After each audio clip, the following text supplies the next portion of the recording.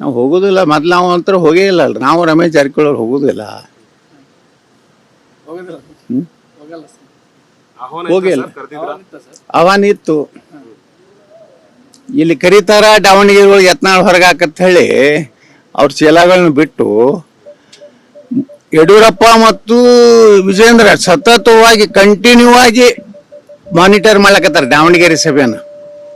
ಅವ್ರ ಗನ್ಮ್ಯಾನ್ಗಳ ಕಡೆಯಿಂದ ಫೋನ್ ಮಾತಾಡಿ, ಇಲ್ಲ ನೀವು ಈ ನಿರ್ಣಯ ಮಾಡಿ, ಇದನ್ನ ಮಾಡಿ, ಯತ್ನಾಳ್ ಉಚ್ಚಾಟನೆ ಮಾಡ್ರಿ ಅಂತ ಹೇಳಿ ಸ್ವತಃ ಯಡಿಯೂರಪ್ಪ ಸಹಿತ ಅನೇಕ ಮಾಜಿ ಶಾಸಕರು ಕೂಡ ಮಾತಾಡಿದ್ದು ನಮ್ಗೆ ಮಾಜಿ ಶಾಸಕರು ಹೇಳ್ಯಾರ. ಈ ರೀತಿ ಒಬ್ಬ ವಯೋವೃದ್ಧ, ನನಗೆ ಸಂಶಯ ಬಂದಿತ್ತು, ಯತ್ನಾಳರು ನಮ್ಮವ್ರೆ, ನಾವು ಕೂತು ಬಗೆಹರಿಸ್ಕೋತೀನಿ ಅಂತ ಏನು ಹೇಳಿಕೆ ಕೊಟ್ಟಿದ್ರಲ್ಲ, ಅದ್ರ ಹಿಂದೆ ಒಂದು ಕುತಂತ್ರ ಯಾವಾಗಲೂ ಯಡಿಯೂರಪ್ಪರದ್ದು ಇದ್ದೇ ಇರ್ತದಂತೆ. ಹಿಂದೂ ವಿಜೇಂದ್ರ ಹಿಂಗೆ ಕೊಟ್ಟಿದ್ದ. ಯತ್ನಾಳವ್ರು ವಿರೋಧ ಪಕ್ಷ ನಾಯಕ ಆಗಲಿಕ್ಕೆ, ಶೋಭಾ ಕರಂದ್ಲಾಜೆ ಅವರು ರಾಜ್ಯಾಧ್ಯಕ್ಷ ಆಗಲಿಕ್ಕೆ ನಮ್ದೇನೂ ತಕರಾರಿಲ್ಲ. 2 ದಿವಸನಾಗೆ ರಾಜ್ಯಾಧ್ಯಕ್ಷ ಘೋಷಣೆ ಆಯಿತು. ಅಂದ್ರೆ ಮ್ಯಾನೇಜ್ ಮಾಡಿರ್ತಾರ. ಯಡಿಯೂರಪ್ಪನವರು ಈ ಹೇಳಿಕೆ ಕೊಡೋದ್ರ ಹಿಂದೆ ಒಂದು ದೊಡ್ಡ ಮ್ಯಾನೇಜ್ಮೆಂಟ್ ಇದೆ.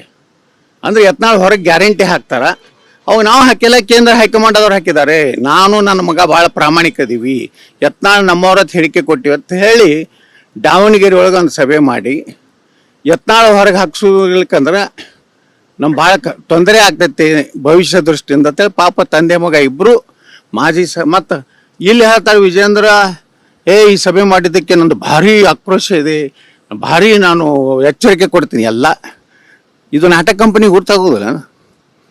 ನಾವು 35-40 ವರ್ಷ ಯಡಿಯೂರಪ್ಪನ ಜೋಡನೆ ಜೀವನ ಮಾಡಿವಲ್ಲ. ಯಡಿಯೂರಪ್ಪ ಒಬ್ಬರೇ ಕಟ್ಟಿದಾರ BJP?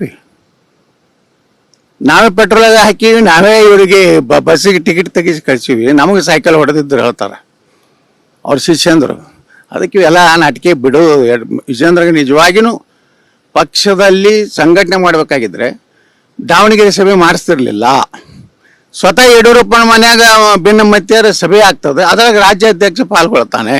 ಅಂದ್ರೆ ಒಂದು ಗುಂಪಿನ ನಾಯಕ ಆಗಿದ್ದು, ಹಿಂಗಿದ್ದಾಗ ಇಂಥವ್ರು ಊಟದಿಂದ ನಾವೇನು ಇಲ್ಲ ಔತಣಕ್ಕೆ ಊಟ ಮಾಡೋದು, ಅಲ್ಲಿದ್ರೆ ಬೆನ್ನಾಗಿ ಚಾಕು ಹಾಕೋದು, ಇದು ನಮ್ಗೆ ನಾವು ಉತ್ತರ ಕನ್ನಡದವ್ರು ಅವೆಲ್ಲ ಲೈಕ್ ಆಗೋದಿಲ್ಲ. ನಾವೇನಿದ್ರು ಏಕ್ ಮಾರ್ ದೋ ತುಕಡ ಮುಂದೆ ಮಾತಾಡ್ತೀವಿ.